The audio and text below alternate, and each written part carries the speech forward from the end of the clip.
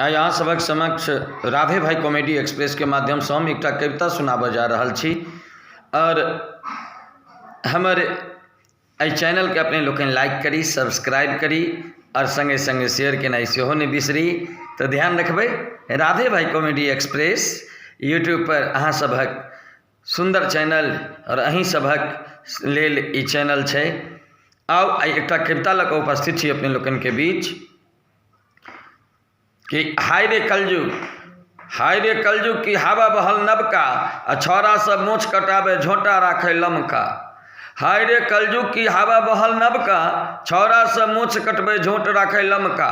जकरा कटेबाक चाही तकरे बढ़ाबै छै, जकरा कटेबाक चाही तकरे बढ़ाबै छै, जकरा बढ़ेबाक चाही तकरे कटाबै छै।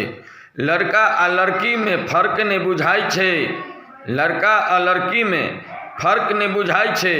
के अछि लड़का के अछि लड़की कनियो नहीं चिन्हाई छै।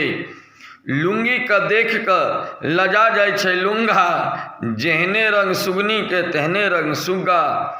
दुनू के देह पर एके रंग ड्रेस छै, दुनू के देह पर एके रंग ड्रेस छै। देखला पर दुनू लागे एके रंग फेस छै।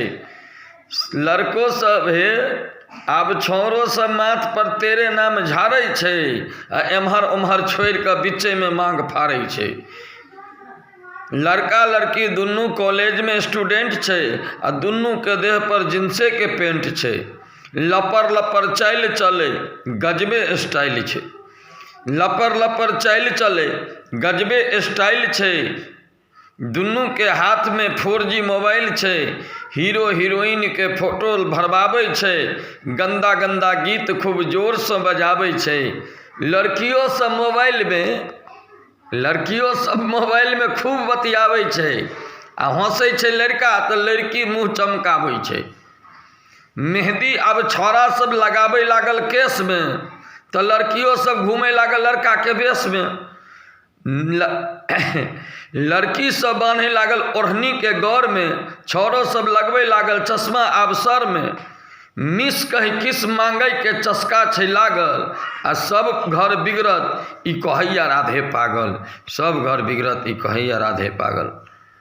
जी कहलकै यदि पागल के दिमाग में खुशबू के लच्छा छै तो हमरा पागल ही रह दिया, राधे पागले अच्छा छै।